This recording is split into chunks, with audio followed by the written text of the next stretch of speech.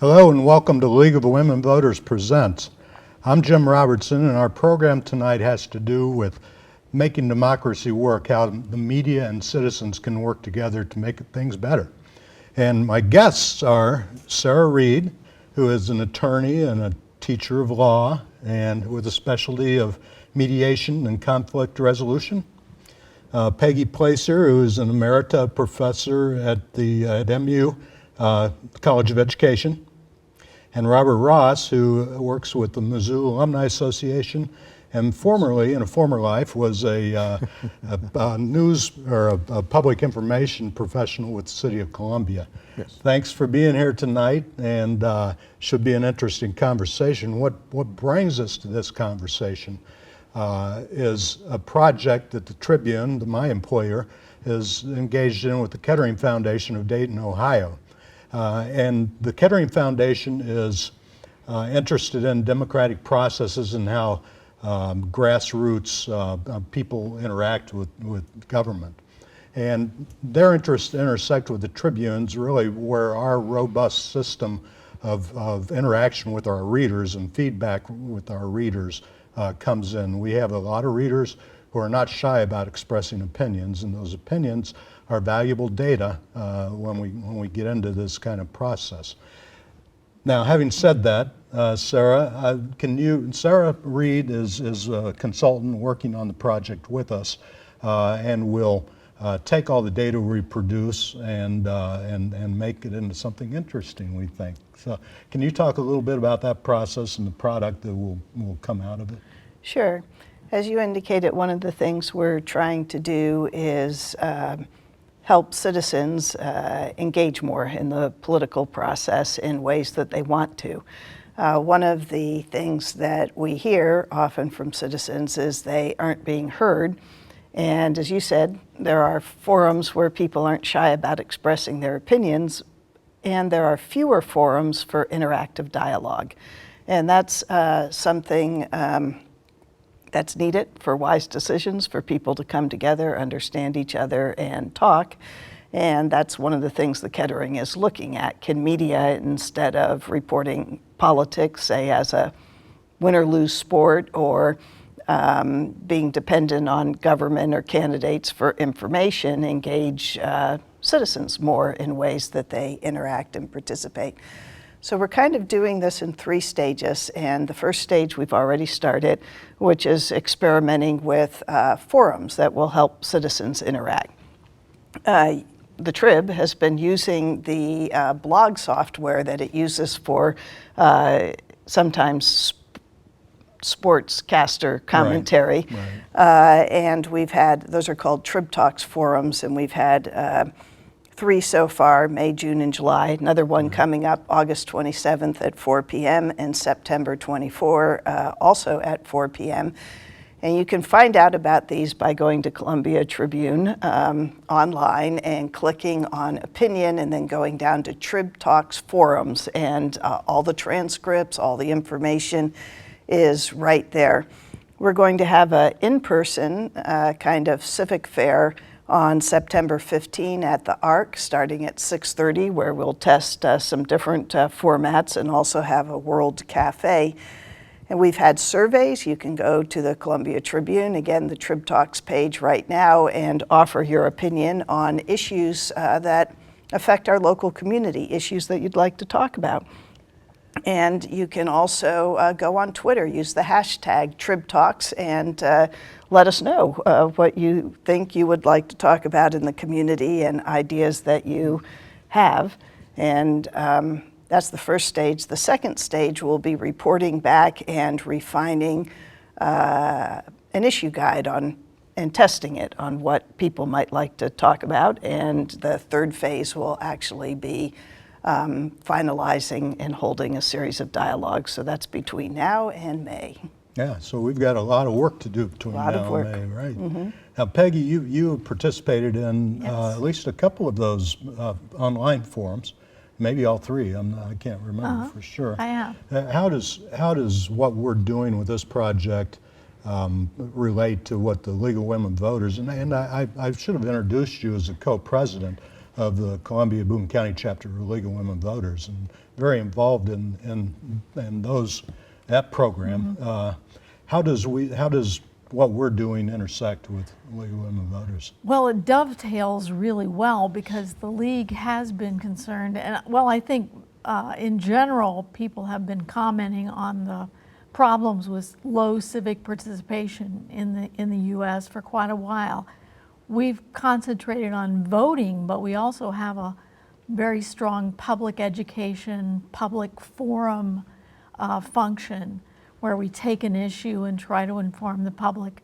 But you know, we're noticing that some of those traditional avenues, like the public forum, like voting, unfortunately, are not pulling out the participation that we would hope for. And so if we're all about educating citizens, this dovetails really well. Mm-hmm. I guess, you know, we all have online lives now, and if you can, that's kind of the way we look at readership. You have to go to them in the form they want it, and it's the same thing with the dialogues, the forums. There are a lot of different platforms and ways to reach people, and you just have to use a lot of them, all of them. So, well, Robert, you worked with the City of Columbia and information. Intake and output, both. Right, correct. Part of what we're hearing is that government doesn't effectively use information that it collects from people, opinions. What, in your experience, that's probably a hard thing to do. Yes, it is. It was and is quite a challenge. And my background, just very quickly, is I have a degree in journalism, and with my public relations emphasis, the goal was to bring kind of an insight from a reporter type perspective to City Hall, so that we packaged and that's kind of the terminology, we packaged a program in a format that should be useful for the news media. And in doing that, sometimes we don't always get all the information out that's supposed to, that we need to get out. So it's a challenge, first of all, with the volume of information. Back in the day when they printed the council packet, for instance, City of Columbia, we had a 500-page document. So what can a member of the public do with that document? So how do you distill that information down into something that they can digest? And sometimes it's kind of like it's a judgment call, but the media, I think, plays a very important role in getting to the essence of whatever those issues are, those various bills. So the city managers that I've worked with and the mayors, we've always felt that we were open in doing like a preview of the city council agenda and highlighting some of the things in that document that might be relevant to what's going on in the community and might be of interest to people. The downside is that with the way media news is disseminated now, some of the press conferences, the attendance by reporters was very low. So we didn't always get the full contingent of reporters. And I think that perhaps the excitement in government is not as kind of, if I could say, sexy as it could be with the little tidbits of information. So it was always a challenge, and I'm sure it continues to be a challenge, in addition to things like a press conference or a press briefing. We do community forums from time to time. Those who are sitting here in the studio today remember the visioning forums that we had. And the question that I had to deal with as the public communications officer for the City of Columbia is, how do you reach that disenfranchised person who is never involved in government affairs? How do you reach that person? And we didn't have the resources to do it, and we had to rely on the press to assist us. And I don't know that we ever reached that person. And when I say a person who is kind of uninvolved, would be perhaps someone who speaks another language as their primary tongue besides English, maybe an illegal immigrant or something. So how do you reach that person who has a hearing impairment or a sight impairment. How do you reach that person? So that was a challenge that I had throughout my career in public affairs, public communications, and it's still a challenge because when you look at the voting numbers in our last municipal election, just single bond issue, I think the participation rate was less than 20%. So how do you... Actually, I think it was 9%. Yeah, significantly Yeah. less than 20%. So how do you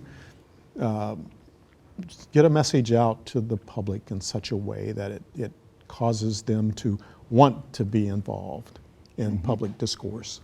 And I think you've talked about 3 separate challenges that are interesting, and one was guessing at what the public might want. Right. And this is a place that I think this experiment might help, because if through the media and these kinds of forums we can do more to engage the public and find out how they frame the issues, what they're interested in, what their questions are, Right. then one role media and government can work together on is better linkages, better ways for people to find a portal through which to dive in and get involved and not just be either overwhelmed with the amount of data or hear something that doesn't resonate with them. So that's one challenge. The challenge of the disenfranchised is always with us, although one thing is invitation, just starting very quietly without a lot of outreach. On the forums we've had so far, it started with 257 live views for the first forum in May, went up to 427 the second time and 451 the third time. And we're getting replay views too. Those are big numbers, really. They are for starting out like that. And again, this is the experimental stage. We found that people reach their friends through social media, and that if you see something happening, you're more likely to invite someone else. So I think that invitation is key. Right. And the third thing you talked about, how do you get them interested in being engaged? Correct. I think one of the key things is evidence that you can actually make a difference. I think a lot of times people don't get engaged because they say, what does it matter? Right. Who cares? You know, and sometimes that backfires on them. Oh, everybody's going to vote this way, and then it doesn't turn out because such low numbers voted. So I think one of the things we're kind of looking at and working on and we'll be reporting back on is where does input make a difference? And we've gotten some like very interesting reader ideas, and I remember even in the first forum, one of the writers said, why don't we hold politicians more accountable for how they interact with the public? Why don't reporters ask, how do you engage? How do you use what you engage? And follow up with, what did you learn? Why was this decision? And I know you were sitting there sort of saying, those are some pretty good questions. Sure, right. Can you review for us the questions that we asked of our forum participants, what we asked them to weigh in on? And actually, the first 2 forums were the same question, right? Right. So, well, the very first forum, we asked about our political system, and was it broken, in need of some fixing, or fine as it was? Overwhelming that it came back that it was broken, 70% plus, I believe. And all these numbers are on your webpage. Right. So people were very engaged talking about what they didn't like at the national level. Then we asked about the local level, and were our local leaders listening? And that was interesting too. There were a couple interesting things there. Before the, again, it was mostly no. That people were more reluctant to weigh in the discussion. If you remember that, there were some kind of lulls. We didn't have as much energy, so we decided to repeat that and ask in the newspaper, come focused, you know, to talk about this and these questions and be specific. And even so, it was harder for people to be specific, although they have been more so on the surveys. But before that, we asked, first time we asked 209 responses, 79% said no, our local leaders aren't listening. 7% said yes, 13% said sometimes. Then we, during the forum, asked the same question. 17% said yes, nobody said no, 73% said sometimes. And then after the session, we repeated the poll. And 9% said yes, 84% said no, 7% said sometimes. And of course, you have different data sets. I think a key factor there is yes didn't win in any of them. Well, that's the thread, isn't it? If I Yeah. could just ask a question there in terms of the data there, and I understand, Yeah. you know, the data can be different.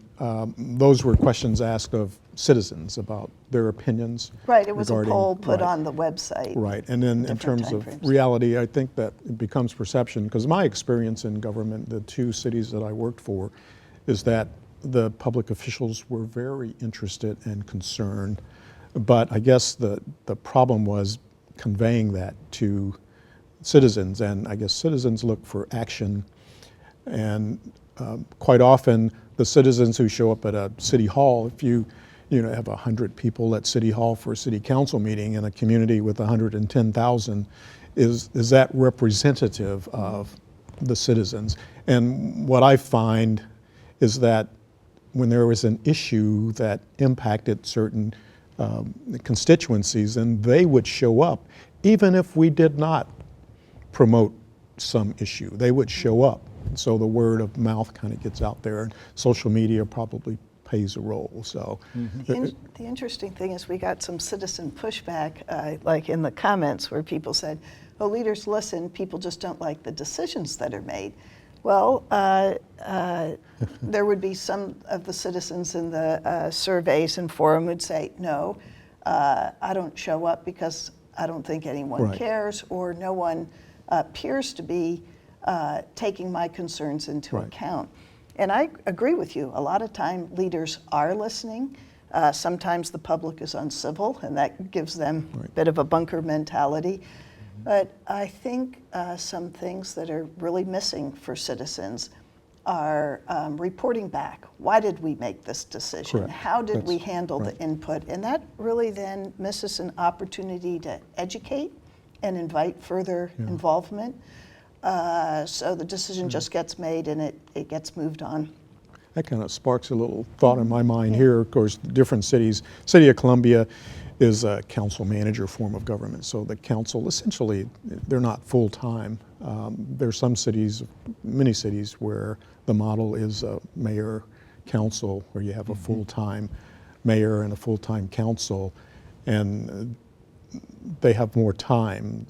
The elected officials have a little bit more time to digest the issue. So I'm wondering if that might be something, and I've looked at other governments that, in terms of responsiveness, is a council manager form of government less responsive than a mayor council, which is something to look at. And I know there are some folks in the community who probably feel that we should have a mayor council form of government also, with a strong mayor. Does it depend on the guidance given by the council in that council manager form?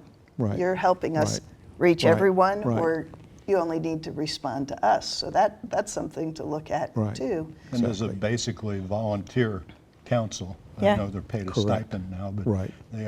they all have other jobs, I think, or most of them, maybe not the mayor now, but that surely has an impact on Right. how much time they can Right. devote to that citizen interaction too. Yes, and if you hear from them, you find out that it is overwhelming the amount of time that they're spending listening to phone calls, answering emails from people who are very frustrated.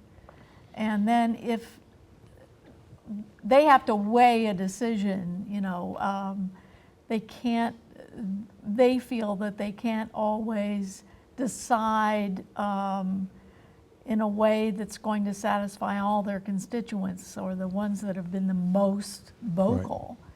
And of course, we've had a recall as a result of some of that.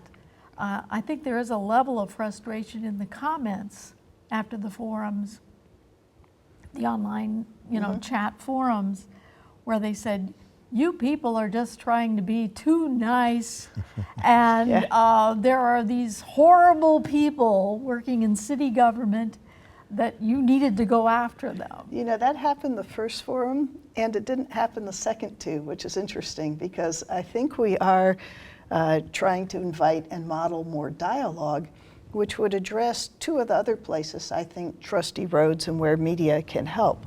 One is not understanding or explaining the interrelationship between issues.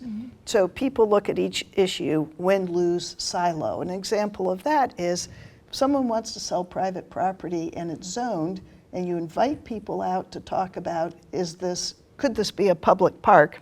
You don't have funding for it, and you don't have legal authority to order it. Have you somehow misled the public when they come out and then they feel frustrated and find out, well, we had this discussion and I wasn't told the context, or, again, you miss an opportunity for dialogue about how we do things differently going forward and what are the drivers. The other thing that I think media could help with is, I think when government frames an issue in a way that doesn't resonate with the public, they may be trying to talk about the same thing, but the public, and we have gotten comments like this, the big issues are being ignored. We're talking about roll carts or bags, or and that's one of the comments we've gotten in the forums. Well, people are trying to talk about what kind of a community are we? And that's one of the things I think we're doing in this experiment, is looking at how the public frames issues and concerns and trying to translate so there can be a more effective dialogue as opposed to this checking out. Sure. So how do you move forward in terms of what are the things that City Hall is not doing in terms of communicating? Like the roll carts, I see that as part of a larger issue, and that is the environment. So that's a small piece that fits into a larger universe of things. And in terms of interrelationships, one of the themes I've heard in the response is concerns about jobs and equity. Okay. Well, you can't just address those in silos. There Correct. are interactions, and so capturing those interactions and making more room for dialogue and understanding of the interrelationships, I think would help more people feel like they have an opportunity to talk about what's on their mind. And again, go to Columbia Tribune and Opinion Trib Talks. There's a survey. You can tell us what's on your mind. And you'll also have that opportunity at the September event through the World Cafe I should format. say, when we talk about Trib Talks, and there are two, Trib Talk is a feature in the newspaper where people call in their comments, and it's kind of the Wild West. And we like the spirit of that. We adopted the name as Trib Talk Forums. Right. Trib Talks, plural forums, for these monthly forums. The difference is, we hope, is that with some moderation and some structure, that we can take that Wild West and point it toward a deliberative decision-making process. Right. And what we're trying to do at this point is to let our readers, let our participants tell us what the big issue or issues are in Columbia that they would like to discuss and really make some decisions about what people can do. Right. And that's what we hope to get to in the next 4 months. Well, that would change another dynamic, the sort of passive, reactive, wait till there's something that seems actionable to report from government or a candidate and to say to citizens, you actually have the chance to shape the issue, shape the dialogue, and invite people to interact with you, with the paper, kind of giving the channel for them. Yeah, and one of the interesting comments that we've had is that you guys, meaning the Tribune and this project, you're just an extension of city government. You know, you're working for those guys. Great, I like that. Which they would I'm find it joking. interesting to think that, I think. Well, it And is- Well, we yeah, certainly- that's a sort of conspiracy Well, theory, I suppose. There have been explicit conspiracy theories raised in the surveys, and you know that is something we have to acknowledge in Columbia, that there is a concern that there are some people who just pull strings and no one else matters. We've had actually more feedback that, wow, this is civil and I want to engage more, so give us more. And hopefully, as the process unfolds, people will learn that they can trust it. And this is intended to be a very citizen-driven type process, And that it is independent. a very independent. In your experience, Robert, would our city employees and city leaders watching this kind of process? From my perspective, there was a great deal of concern about communicating accurate information. And so, yeah, they were watching it, and city employees certainly watch that because there's a great level of pride. And so city employees want to be seen as and known as professionals doing their jobs, looking out for the public interest, spending the dollars wisely. But you know, sometimes there's a disconnect, and not everyone is on the same page. But we try to provide internal information so that when you know there's public information out there, some of it's misinformation. What's the truth? I mean, wherein lies the truth? And so, city employees are consumers as well, and they see things. And if it's misrepresented, and I mean, you used the phrase misrepresented, which may not really be misrepresented, but the employees are impacted by that, and they're affected by that, and their families as well. Well, you know what? We are at the end of our time. I really appreciate the three of you being here, and I think, to me, this is a really fascinating project, and, Yes. and I'll be interested in seeing where we end up, Sarah. But it's been fun working with you in it, and I appreciate your participation in the project and tonight. So. Thank you. So that's going to wrap up our program for the night. I hope you heard something. I hope you will go to ColumbiaTribune.com, go to Opinion, and on that menu, go to Trib Talk Forums and see what we've done so far and participate, please. So until next time, that's it. Good night.